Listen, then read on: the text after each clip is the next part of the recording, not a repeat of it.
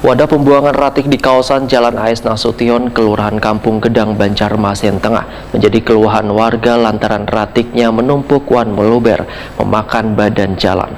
Bahkan dikeluhkan pula oleh guru wan peserta didik lantaran berdekatan dengan TK Al-Amin Banjarmasin, SD Negeri Gedang 2 Banjarmasin, wan SMP Negeri 10 Banjarmasin. Wadah pembuangan ratik di kawasan Jalan AS Nasution, Kelurahan Kampung Gedang, Banjarmasin Tengah menjadi keluhan warga lantaran ratiknya menumpuk wan meluber, memakan badan jalan. Akibatnya kada hanya dikeluhkan pengguna jalan wan warga di sekitar, namun dikeluhkan pula oleh guru wan peserta didik lantaran berdekatan dengan TK Al-Amin Banjarmasin, SD Negeri Gedang 2 Banjarmasin, wan SMP Negeri 10 Banjarmasin.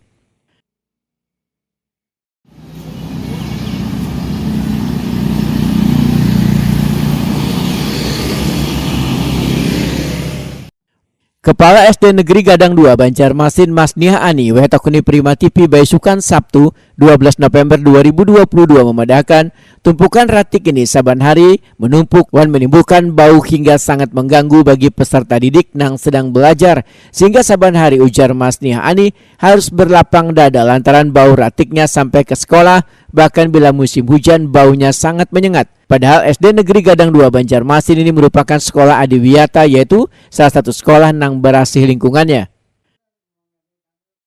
Terkait sampah di depan sekolah ini sangat mengganggu untuk proses belajar mengajar nih. Sangat mengganggu sekali karena apa? Walaupun Gadang 2 sekolah adiwiyata, tapi ini juga akan menghambat SDN Gadang 2 ke depannya mengikuti sekolah sehat. Jadi keciuman Bu ya kalau? Iya Pak, sangat tidak enak. Apalagi kalau hujan ya.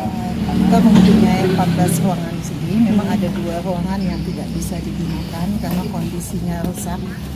Kita takutnya tidak menggunakan itu karena sekolah kita adalah sekolah inklusi Pak. Ada 56 siswa inklusi di SDN Gadang 2. Kenapa saya ambil keputusan untuk tidak dipakai? Memang sangat berbahaya itu karena bangunannya udah miring Pak. Lantai 2 ya? Lantai 2. Mudah-mudahan SDN Gadang 2 mendapatkan bangunan karena ini sangat diperlukan oleh siswa-siswa. Sudah berapa lama Bu kemiringan? Sejak kapan Bu? Saya datang di sini tanggal 13 Juni Pak 2022. Dari sana saya sudah melihat, tapi kata guru-guru kami memang sudah berapa 3 tahun. Sementara itu PLT Kepala TK Al-Amin Banjarmasin Nur Hayati memadahkan guruan peserta didik saban hari terpaksa harus melewati tumpukan ratik menuju ke sekolah yang berada di belakang SMP Negeri 10 Banjarmasin.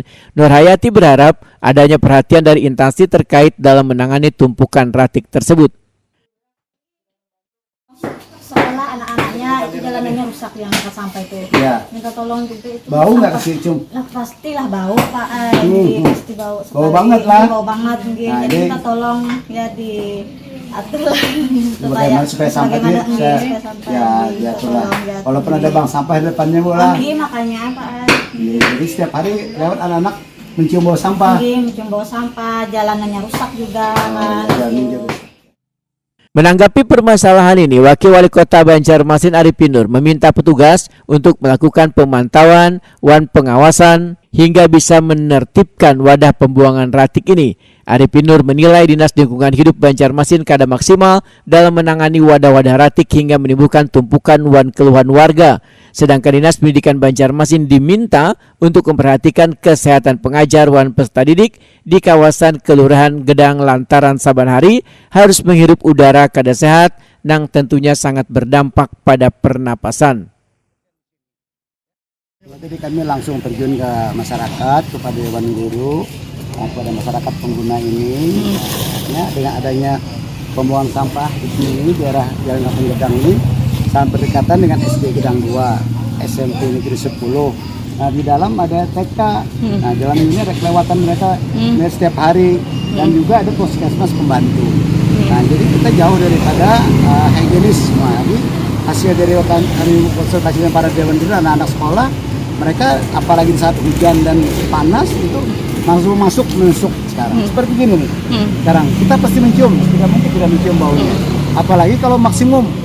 Kalau malam sore kan sangat maksimum, dan siang aja begini kan masih ada. Ya mudah-mudahan lah para kawan-kawan dari penilai tim Adipura ini bisa dimaklumi gitu, bahwa ini karena kapasitas kita kurang, mungkin juga karena masyarakat walaupun tahu jam membuangnya, tapi karena mereka juga perlu membuang siang, ya mau tidak mau ada penampungan di sini dan pengawasan juga tidak semuanya dikawasi. Iya.